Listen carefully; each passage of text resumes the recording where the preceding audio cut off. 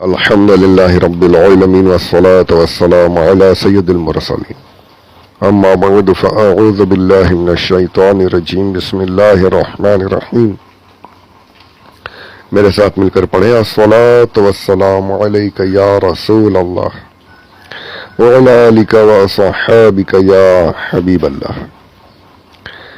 محترم سامعین، دوستوں، بزرگوں، محبین، السلام علیکم ورحمۃ اللہ وبرکاتہ۔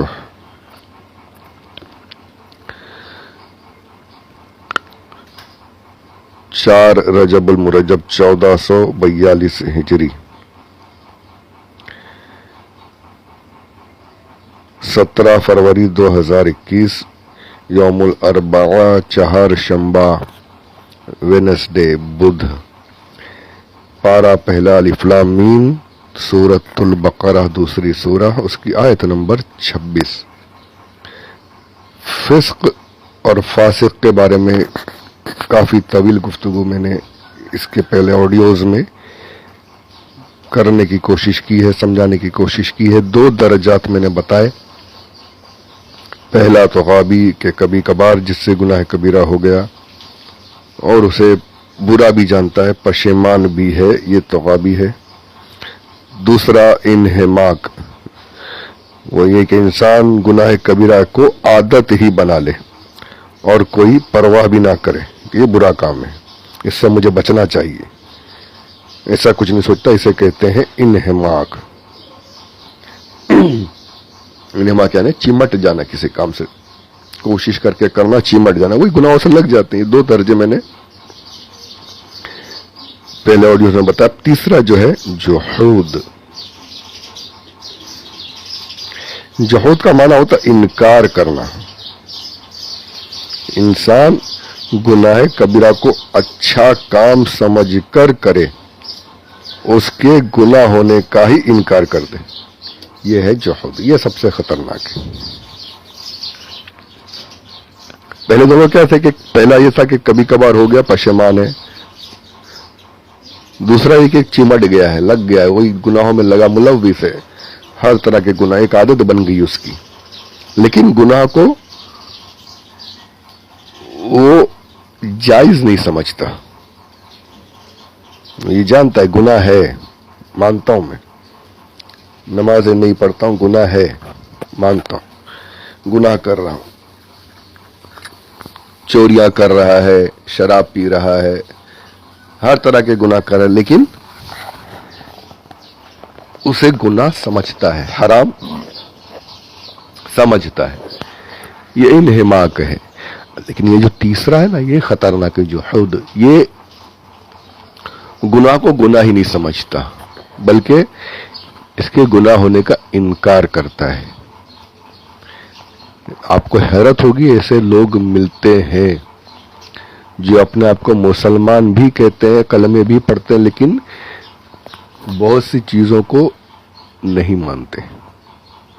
اسلام کے جو اصول ہیں، جو اصل چیزیں، فنڈامنٹلز ہیں جس کے اسلام کے، ان پر یہ اعتراضات کرتے ہیں، بہت سے ہیں۔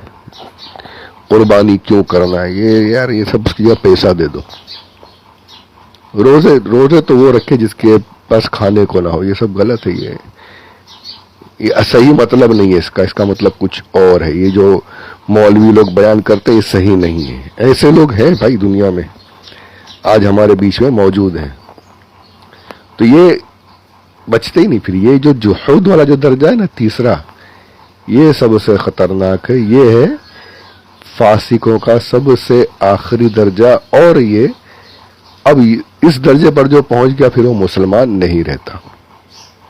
جو کسی گناہ کو گناہ نہ سمجھے بلکہ اس کے گناہ ہونے کا انکار کرے، اسے جائز مانے، اب وہ مسلمان نہیں رہا، اسلام سے خارج ہے، انکار کر دیا اس نے۔ تو یہ تیسرا درجہ جو ہے فسق کا، وہی اس آیت میں مراد ہے۔ اللہ عز و جل نے جو فرمایا کہ نافرمانوں کو ہی گمراہی ملتی ہے، تو یہ وہی، یہ نافرمانی کو نافرمانی ہی نہیں سمجھتے، गुनाहों को गुनाह ही नहीं समझते बल्कि गुनाह होने का इनकार करते हैं। अल्लाह अज़्ज़ व जल की वहदानियत का इनकार, कई माबूद बना लिए, हुजूर अकरम सल्लल्लाहु अलैहि वसल्लम की रिसालत का इनकार। सबसे बड़ी बात तो यही कि कुछ जो है वो अल्लाह को तो मान रहे हैं लेकिन हुजूर सल्लल्लाहु अलैहि वसल्लम की रिसालत का इनकार करने से गए फिस्क के सबसे आखिरी दर्जे में। तब ये जो दर्जा ये कुफ्र है, और वही यहां पर मुराद है इस आयत पाक में कि अल्लाह अज़्ज़ व जल कुफ्र करने वालों को, काफिरों को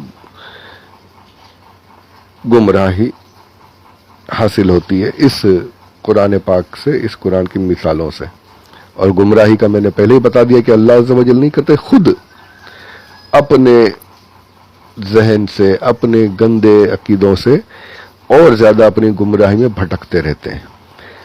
गुमराही इसी ये भी मुराद लिया जाता है कि खालिक तो अल्लाह अज़्ज़ व जल, जो इदलाल का जो माना जब लिया जाएगा कि अल्लाह गुमराह करता है या ऐसी आयतें जब आए तो ये होगा कि अल्लाह अज़्ज़ व जल तमाम आमाल का खालिक है, अच्छाई का भी खालिक, बुराई का भी खालिक, हिदायत का भी खालिक अल्लाह है, गुमराही का खालिक भी अल्लाह है। बेशक अब उसी अल्लाह अज़्ज़ व जल ने इंसान को भी तख्लीक फरमाया और उन्हें अक्ल भी दी, तो अभी अपनी अक्ल इस्तेमाल करें, हिदायत को चुने, गुमराही से बचें, या हिदायत छोड़ दें और गुमराही पर अड़े रहें। तो ये उन्होंने अपने हाथों से किया, अपने दिमाग से किया। इसमें आप अल्लाह अज़्ज़ व जल की तरफ कोई इल्जाम नहीं लगा सकते। तुम्हें हर चीज की समझ है। राह में अगर गड़ा खुदा हो तो तुम उस गड़े में गिर नहीं जाओगे, साइड से निकल जाओगे। तुम इतनी समझ तो है, लेकिन आखिरत के गड्ढे जो खोले हैं, आखिरत के गड्ढे जो आखिरत के अजाब तैयार हैं, उसकी तुम्हें समझ नहीं आ रही। तो ये तुम खुद अपने हाथों जहन्नम के गढ़ों की तरफ बढ़ रहे हो, तो इस पे अब अल्लाह अज़्ज़ व जल को इल्जाम नहीं दे सकते। तो ये फिस्क का आखिरी दर्जा, और वही यहां पर मुराद है जुहूद के गुनाहों में मुनहमिक रहना, ना सिर्फ मुनहमिक रहना बल्कि गुनाह को गुनाह ही ना समझना, बल्कि उसके गुनाह होने का इनकार करना। अब वो इस्लाम से खारिज मोमिन ही नहीं है, और यही लोग असल यहां इस आयत में मुराद हैं। तो ये 3 दर्जात जो फिस्क के थे, मैंने वो मुख्तसर तौर पर पेश किए हैं। काश मैं अपनी बात समझा सका हूं। इसे तफसीर नुज़ुल फुरकान की इबारत से भी सुन लीजिए। पहली दोनों किस्म के फिस्क इंसान को इस्लाम से खारिज नहीं करते, कितना ही बड़ा गुनाहगार क्यों ना हो, जब तक कि इनकार नहीं कर रहा, गुनाह को गुनाह समझ रहा है, अब उसे काफिर नहीं कह सकते। वो इस्लाम में शामिल ही रहेगा, मोमिन ही रहेगा, जब तक कि शरीयत के तमाम जो मुतालबात हैं, जो अकायद उस पर कायम है। गुनाहगार जरूर है, फासिक जरूर है, काफिर नहीं है। गुनाह को गुनाह ना समझना और गुनाह का इनकार करना कुफ्र है। जब इंसान फिस्क के इस तीसरे दर्जे पर पहुंच जाता है तो काफिर हो जाता है। अल्लाह हम सब की हिफाजत फरमाए। अल्लाह अज़्ज़ व जल हमें ईमान की सलामती नसीब फरमाए। आमीन बिजाहिन नबी अमीन सल्लल्लाहु अलैहि वसल्लम। तो ये मुख्तसर तौर पर मैंने अर्ज किया। अब यहां पर फासिक जो लफ्ज आ गया है, ये लफ्ज हदीस पाक में कुछ जानवरों के लिए भी इस्तेमाल हुआ है। ये शरीर जानवर है जो इंसानों को नुकसान पहुंचाते रहते हैं बगैर मतलब के। हुजूर अकरम सल्लल्लाहु अलैहि वसल्लम रहमत आलम होने के बावजूद बड़ा सख्त हुक्म आपने इन फासिक जानवरों के लिए इस्तेमाल फरमाया है। ये फासिक जानवरों को क्यों कहा जाता है, इसके बारे में भी कि शरारत और ईजा देने के लिए हद एतदाल से बाहर आ जाना भी फिस्क कहलाता है। नहीं, जानवर किसी को सताने के लिए, शरारत करने के लिए अपनी लिमिट क्रॉस कर जाते हैं, इसलिए ये भी फासिक कहलाते हैं। अब इनको देखिए 5 जानवर जो है कौन से हैं। ایذا دیتے ہیں انسانوں کو خاص طور پر بغیر مطلب کے. فرمایا ان کو حل و حرم، حرم میں بھی مارو، کہیں بھی ہو قتل کر دیا جائے، ہے نا، کہیں بھی ہو. کتنی بڑی بات ہے، یہ سوچنے کی بات ہے. حرم میں جہاں آپ شکار وغیرہ بھی نہیں کر سکتے، وہاں بھی اگر یہ دکھ جائے تو مارو. اب وہ کون سے ہیں وہ دیکھ لیجئے، وہ 5 یہ ہیں. سانپ، اللہ اکبر. میرے آقا صلی اللہ علیہ وآلہ وسلم کی جو نگاہ نبوت ہے اور جو آپ کا علم ہے وہ اللہ عز و جل کا عطا کردہ اتنا اونچا علم ہے کہ آپ جس کے بارے میں اندازہ نہیں لگا سکتے. حضور صلی اللہ علیہ وسلم نے پہلے ہی فرما دیا سانپ کو مارو. یہ سانپ کیا ہے، کتنا نقصان کرتا ہے، یہ آپ سب کو پتا ہے کہ ذرا سا اور بے مطلب ڈستا ہے، بے مطلب. آپ اس کو کچھ کریں تو بھی پھن پھیلا دے گا، مارنے پہ آ جائے گا، اور کچھ نہ کریں تب بھی اس کی عادت ہے کہ بس یہ آ کر ڈستا ہے. اور اتنے خطرناک ہوتے ہیں، یہ تو ہم تو کچھ ہی جانتے ہیں. ناگ ہے، بس اتنا ہم کو پتا ہے. ناگ، ان کے تو ایسے زہریلے ہوتے ہیں کہ میں نے ایک جگہ پڑھا کتاب میں کہ ایک تو اتنا زہریلا ہوتا ہے وہ سانپ کی جس جگہ وہ رہتا ہے اس پورے ایریا میں فصل ہی نہیں ہوتی، ہریالی ہوتی ہی نہیں. اس کے زہر کی وجہ سے زمین سے کچھ اگتا ہی نہیں، وہ جلا دیتا ہے. جو بھی اس کے زہر کی وجہ سے وہ زمین ہی بنجر ہو جاتی ہے. جو گھاس جگ جاتی ہے اپنے آپ وہ بھی نہیں اگتی، اتنا زہریلا. ایسے سانپ ہیں کہ بس اگر تھوک بھی دے نا انسان پر زہر اپنا تو وہ ختم، نہیں بچ سکتے. اتنا نقصان دے یہ سانپ. پہلے اسی کو فرمایا کہ سانپ کو بھی مارو، جہاں دکھے وہ مارو. دوسرا، سفید اور کالے داغوں والا کوا. اب یہ کوا تو ہم عام طور پر ہم نظر نہیں آتا ہمیں، نقصان دہ یہ بھی ہے. یہ عرب میں شاید ہوتا ہے. فرمایا اسے بھی مارو. تیسرا آپ نے فرمایا چوہا.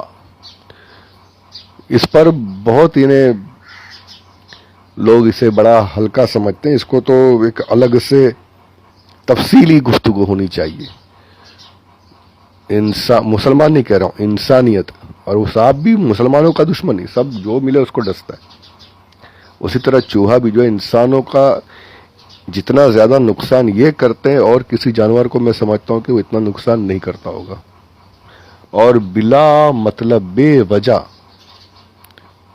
یہ کاٹ دیا، وہ قطر دیا، گاڑیوں میں گھس کر وائر کاٹ دیے، کمپیوٹر میں گھس کر یہ وائروں کو کاٹ دیا بے وجہ.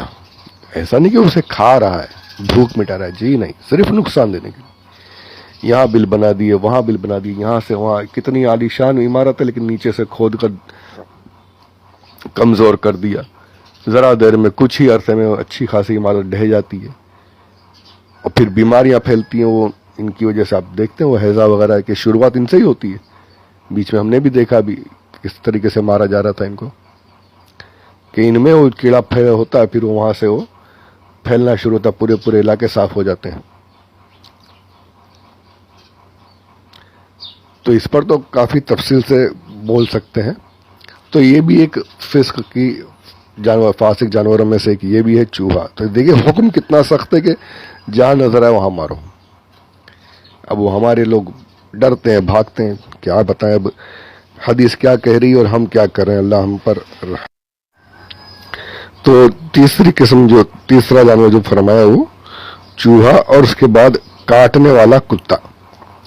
کاٹنے والا کتا یعنی ہر کتے کے بارے میں نہیں فرمایا. اب اس پر وہاں بھی بڑا اعتراض کرتا ہے. ہمارے بہت سے ہمارے محبین جو ہوتے ہیں، چاہنے والے، محبت کرنے والے، وہ اپنے آپ کو کتا کہتے ہیں کہ یا رسول اللہ ہم آپ کے در کے کتے ہیں.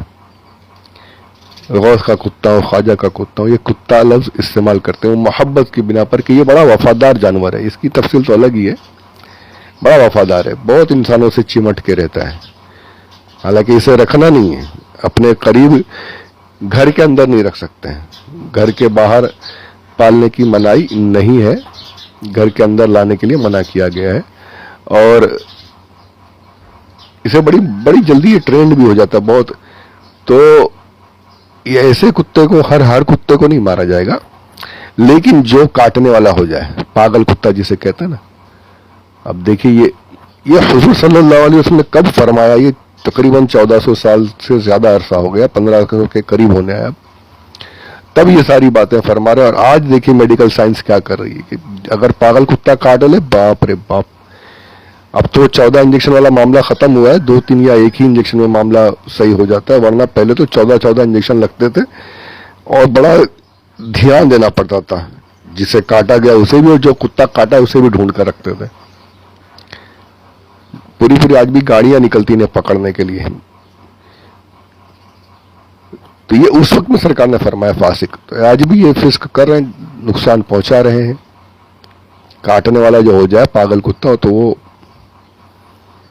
اب یہ پاگل کتے جو ہوتے ہیں تو کاٹتے ہیں الگ ہے، جو دوسرے ہوتے ہیں وہ ڈراتے ہیں، تو یہ ڈرانے والوں سے ڈرے نہ اگر آپ، تو وہ تو اور ڈرائیں گے۔ ڈرنا نہیں ہے، بھاگے، یہ پیچھے ہمارے بھاگ کے بھی آتے ہیں، تو آپ بھاگے، آپ نے چلانا شروع، خاص کر یہ اسلامی بہنوں میں ہوتا ہے، ڈرنا شروع، چلم چلی شروع کر دیتے ہیں۔ یہ سب نہیں ہونا چاہیے، ہم مسلمان ہیں یار، ہمیں تو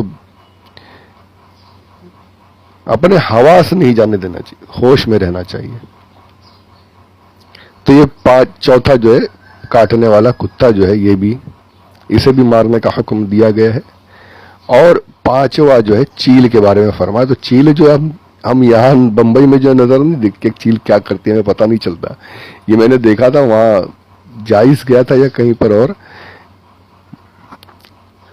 ان کو میں نے باقاعدہ حملہ کرتے ہوئے دیکھا ہے کہ گوشت کا جو مارکیٹ تھا، گوشت کی منڈی جسے کہہ لیجیے، گوشت لے کر آپ نکلے اور یہ اوپر سے بالکل اسی گوشت پر حملہ کرتے تھے۔ دیکھا ہے میں نے اپنی آنکھوں سے، پوری لائن کے لائن، جیسے ہوائی جہاز کے جو حملے ہوتے ہیں نا اس طریقے سے، پورا ہاتھوں پر سیدھا پنجے مار کر وہ تھیلی لے کر اڑنے کی کوشش کرتے تھے لوگ۔ تو یہ نقصان پہنچاتی، یہ بھی فاسقوں میں سے۔ ابھی بھی دیکھ لیں تو چھوٹے مرغی کے بچے وغیرہ ہو تو وہ اٹھا کے لے کے چلے جاتی ہیں، اور جو پہاڑی چیل وغیرہ ہوتی ہے تو سیدھا بکرے چھوٹے جو ہو ان کے بچے بھی اٹھا لیتے ہیں لوگ، اتنی طاقت ہے ان میں۔ تو انہیں بھی شامل کیا گیا ہے فاسقوں میں کہ انہیں بھی مارو۔ اب ہمارے یہاں تو یہ بمبئی میں تو نظر نہیں آتا اتنا چیلوں کا، شرارت چیلوں کی جہاں ہوتی ہے وہ مارنے کا حکم ہے، مار سکتے ہیں۔ ایک اور حدیث پاک میں بچھو کو بھی شامل کیا گیا ہے کہ بچھو، تو واقعی بچھو بھی نقصان دہ، یہ بھی بغیر مطلب کہ گھس جائے گا کپڑوں میں، پتہ بھی نہیں چلتا، جوتوں میں گھسا ہوا ڈنک مار دے تو پھر اس کا ڈنک جلدی نہیں مرتے اس کے زہر سے، لیکن تکلیف دینا شروع کرتا ہے بہت، یعنی موت تو ہے، اگر علاج نہیں کیا تو موت آ ہی جاتی ہے۔ تو یہ فاسق کے ضمن میں یہ جانور بھی مطلب ذکر کیے میں نے، تاکہ حدیث پاک کے مطابق جنہیں فاسق کہا گیا تو وہ بھی علم میں آ جائے۔ تو یہاں پر یہ آیت پاک مکمل ہو رہی ہے کہ اللہ عز و جل گمراہ نافرمانوں کو ہی گمراہی ملتی ہے ان آیتوں سے، ان مثالوں سے۔ تو اللہ عز و جل ہمیں فاسق ہونے سے بچائے، ایمان کی سلامتی عطا فرمائے اور ایمان پر ہمارا خاتمہ نصیب کرے، آمین بجاہ النبی الامین صلی اللہ علیہ وسلم۔ اب یہ آیت نمبر 26 یہاں مکمل ہو رہی ہے، انشاءاللہ عز و جل اس کے بعد 27ویں آیت کی طرف بڑھیں گے۔ اللہ عز و جل قبول فرمائے، مکمل فرمائے، آمین بجاہ النبی الامین صلی اللہ علیہ وسلم، وما علینا الا البلاغ المبین۔